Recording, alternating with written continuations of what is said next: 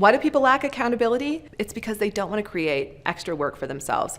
Look, I totally get it, right? You think about being accountable and growing your business, and maybe there's something that you want to track, but it's extra work. You have to fill out the spreadsheet, you have to update the CRM, and it can feel really painful. And yet becoming disciplined and accountable and doing these things regularly is key to helping you grow your business fast. Holding people accountable can be uncomfortable, but without it, businesses fail. In this video, we'll cover why some people lack accountability and how to deal with it, both for yourself and those you lead. At the end, I'll give my top pro tip for using accountability to increase your success in your business. First, oftentimes your team members are afraid to fail. They want to please you. They want to do well. They want to succeed. And often accountability might make them feel like they're not doing well. Years ago, I was working with a sales team, and there were 10 sales team members, and I had the opportunity to coach them. What was really interesting, though, is they did not want to be coached because they were being paid very well to not have any accountability. There were no check-ins, there was no tracking, none of that. And I realized very quickly that when a sales team or any team doesn't want to be held accountable, they're very hard to coach. There was one woman, though, I'll never forget this. There was one woman on the team who did want to be coached. She wanted to do well. She really wanted to succeed. And I noticed that the rest were probably afraid to fail. And so they thought if they raised their hand or if they showed up or if they asked questions, they might be noticed as someone who's not doing well or someone who isn't successful. And so that's one thing to pay attention to and to notice if your team members are afraid to fail. That might even be a conversation you can have with them one-on-one, just to see, if they'll share a little bit more with you. Second, oftentimes team members don't want to ask for help. This goes along the lines of like, I don't want to fail, but I'm really kind of afraid to raise my hand and say I need help because I think my boss or my manager is going to think that I'm not qualified to do the job, when actually the reverse is true. I always loved it when my team members would ask for help or raise their hand or tell me that they needed something so that we could help them make a shift if they needed to. And so when you're in sales meetings or when you're working with your team members, you might want to talk about this and to encourage them to ask for help when they need it and to let them know that it's actually a sign of great leadership. It's a sign of great success. It's what very successful people do. They ask for help when they need it. And so when you encourage that, you can build a culture of not being afraid to fail or to ask for help. I've got a lot of videos on this channel that talk about leadership if that's an area that you want to develop. So definitely check those out for more information on that. Third, oftentimes your team members, they think they already know.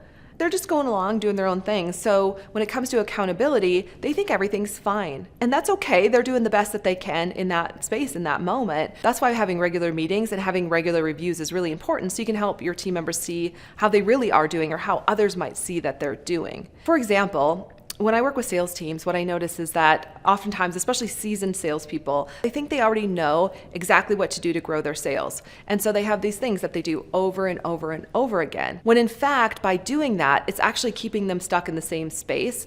And that's why their sales aren't growing over time. And so this is for us as leaders as well. When we think we already know something, or when we move out of a beginner's mindset, we can get stuck because we're often missing those cues and those signs that there might be a better way to do something. And sometimes we have to stop doing things because they don't work at all. So fourth, when you think about accountability for yourself and for your team members, oftentimes I find that team members are afraid to slow down the process, right? They think if they raise their hand because they're afraid to fail, or if they raise their hand because they need help, or if they think they already know, all of those things can really slow down the process, and they don't want to. Because slowing down the process might make them look incompetent.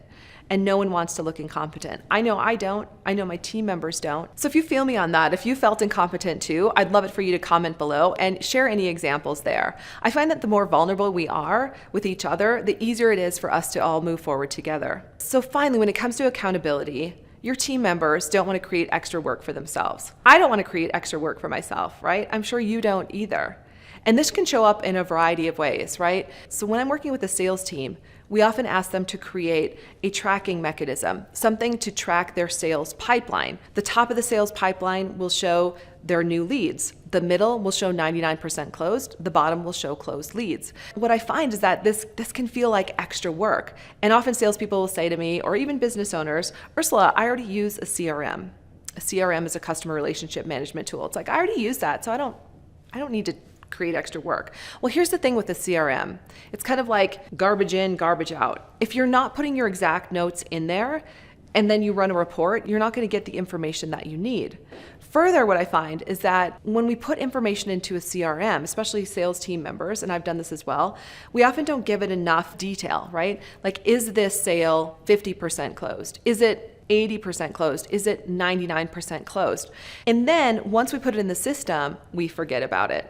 If it's not in front of you, you're not tracking it.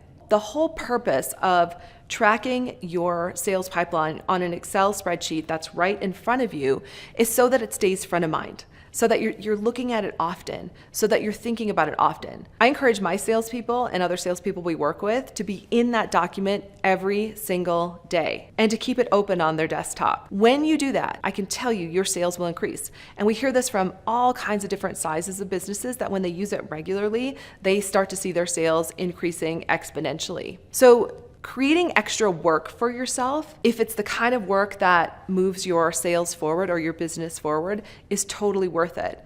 So when you think about accountability, really measure that out. Like, is this taking me toward my goal, this quote unquote extra work, or is it taking us away from the goal? If it's taking you toward the goal, then I would do it. I would make it happen. I'm glad you're still with me because I have a pro tip for you.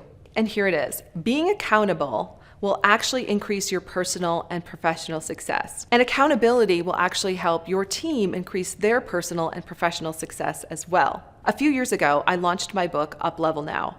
Up Level Now is all about how making one change in one area creates a domino effect into other areas of your life. So for example, let's use the idea of tracking your sales success in the Excel spreadsheet that we were talking about before. Let's say you start there. Like, that's one small change that you're going to make that could have an exponential impact on your sales. By doing that one thing, it is very likely that will have a domino effect into other areas of your life. Why? Because you're going to feel better about yourself. You're going to feel more hopeful. You're going to feel more excited. So maybe all of a sudden one day you're working in your Excel spreadsheet, your sales are growing, you're starting to make more money, and you were thinking, you know what? I really would like to start going to the gym more often. Or I go to the gym, but I'd like to take that Pilates class I've been thinking about. That one idea or that one place of accountability with tracking your sales can lead into better health for yourself, believe it or not. I've seen this happen over and over with our clients where they make this one change here, and then this domino effect happens to so many other areas of their life. Or maybe they decide to take a course in creative writing, and that leads to something else. So what I want you to think about is, what could you do right now in your business that would help hold you accountable and at the same time could start a domino effect into other areas of your life? Is it in your sales? Is it in your team? Is it in your systems, right? And or is it in your personal life? And so before we wrap this up today, I really want you to make a decision.